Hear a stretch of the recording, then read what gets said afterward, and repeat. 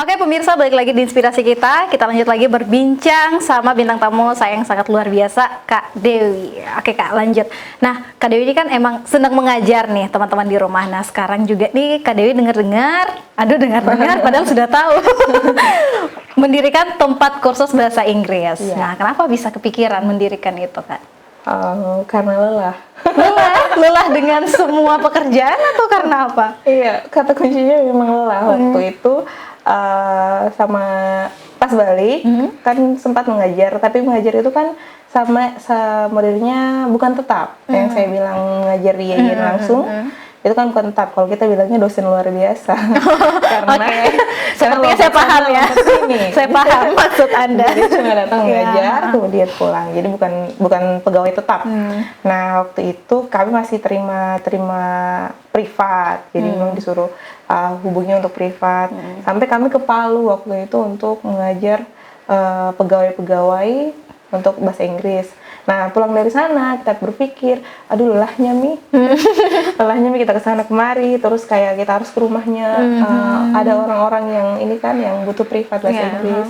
Nah, kita berpikir, saya sama teman berlima waktu itu kita ngobrol-ngobrol, terus kayak dibilangnya, kenapa kita nggak bikin kursus aja Nah, berpikir ada kamu tak?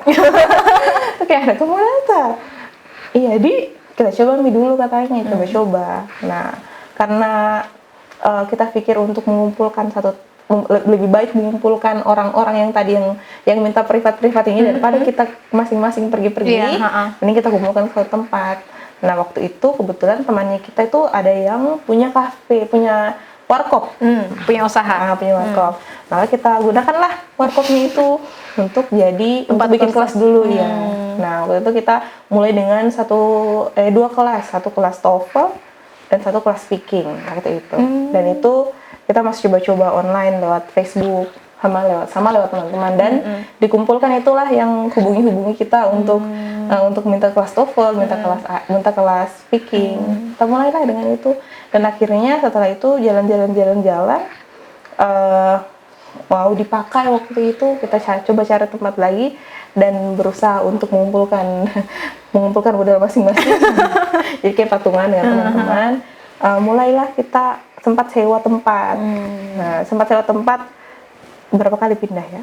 3 kali pindah. Oh, lumayan banyak ya. Iya, 3 kali pindahnya, dan sampai sekarang karena corona kemarin, jadi kami memutuskan untuk sekarang ininya online.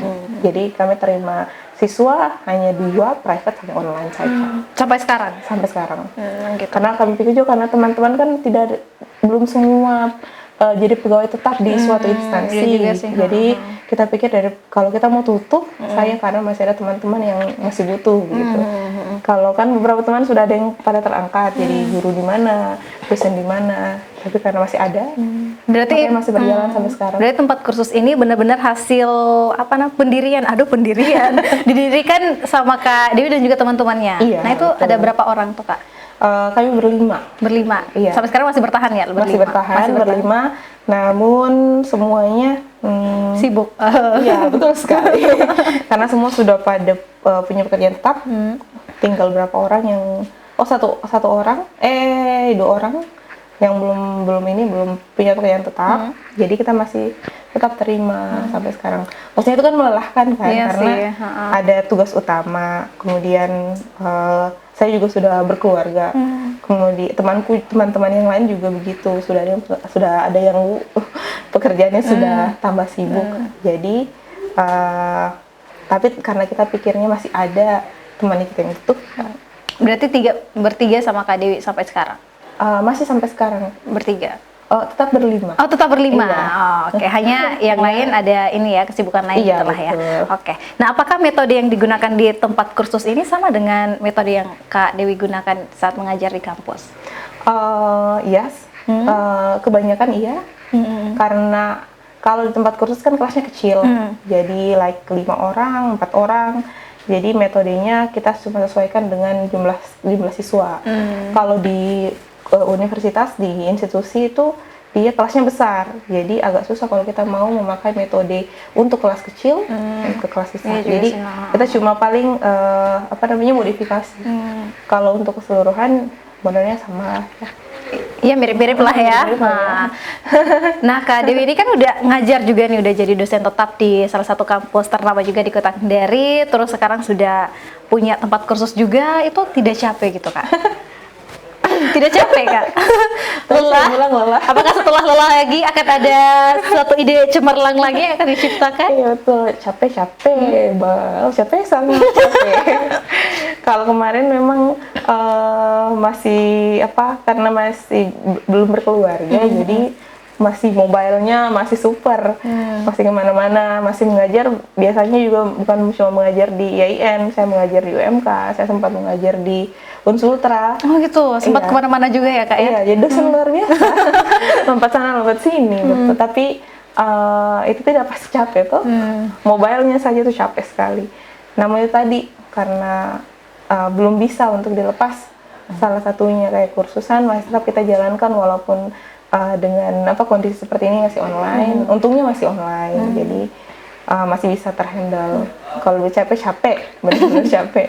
Tapi kalau ininya masih bisa lah, masih bisa dihandle.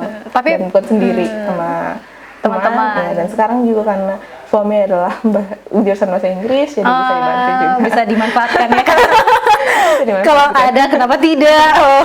Terus Oke, nah tapi Kak Dewi pernah sempat ada rasa kesulitan tidak selama membagi waktu itu? Sering Banget ya, kewalahan Seringnya karena mungkin itu- ada tugas di kampus juga, Iya, tiba-tiba betul. kayak gitu. Workload-nya itu di kampus dulu masih awal-awal lumayan padat. Jadi saya kayak penjaga kampus karena mengajar dari sore sampai dari pagi sampai sore. Harus satpam ya. Setelah itu pulang urus kursus dan waktu masih offline waktu itu. Jadi pasti saya sering tertidur di tempat kursusnya, tertidur. Serius Kak? Iya, Karena saking capeknya saking gitu ya? capeknya, karena dari pagi kan jam 8 sampai jam 4.30 itu di kampus.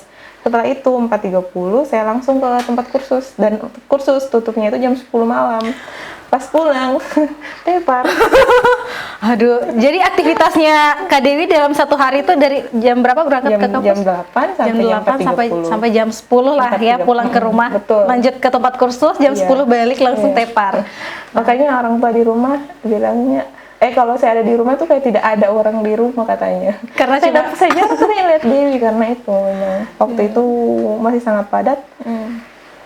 Masih susah bagi waktu karena waktu itu sudah susah dibagi-bagi lagi karena itu tadi tempat kursusnya kan.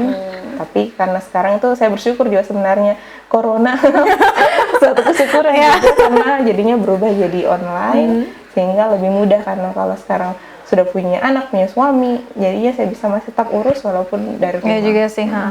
Tapi orang tua nggak ngelarang gitu Kak? Kalau melarang tidak, hanya kadang sedikit komplain karena waktu untuk keluarga jadi berkurang. Kadang saya berpikir juga karena dari Senin sampai Jumat kan saya kerja, Sabtu sampai Minggu itu kan saya pakai istirahat biasanya. Atau kadang ada kegiatan, Sabtu juga ada kegiatan. Minggu kadang urus pekerjaan di kursus juga. Jadinya waktu untuk keluarga benar-benar tidak ada. Jadi orang tua cuma komplain sedikit. Terus saya merayu sudah nih. Jadi hanya dirayu saja. Tidak gimana, udah sih saya kurang-kurangi nih. Tapi Ternyata- tidak dikurangi. Ternyata 1 minggu kemudian terulang lagi. Hanya bertahan 1 minggu ya. Tolong jangan ditiru ya. Oke, apakah Kak Dewi punya target ke depan lagi nih Kak?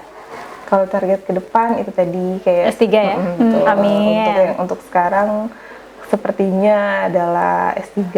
Amin. Dan masih tetap menjalankan kursusnya walaupun sekarang corona sudah berakhir alhamdulillah, tapi untuk sekarang kayaknya masih online karena masih terbatas juga untuk tenaganya.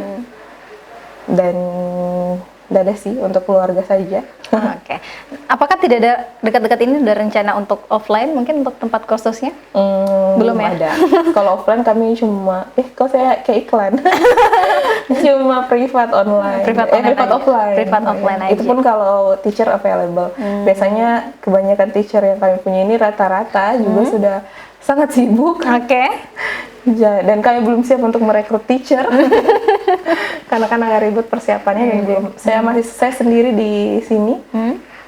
Teman yang sama-sama mengurus itu sudah diraha dia, jadi agak sulit. Kita cuma kontak-kontakan online. Tapi biasa kan agak sulit ya komunikasinya gitu. Iya betul, karena dia sibuknya juga luar biasa. Di sini juga saya slow slow respon lagi tepatnya.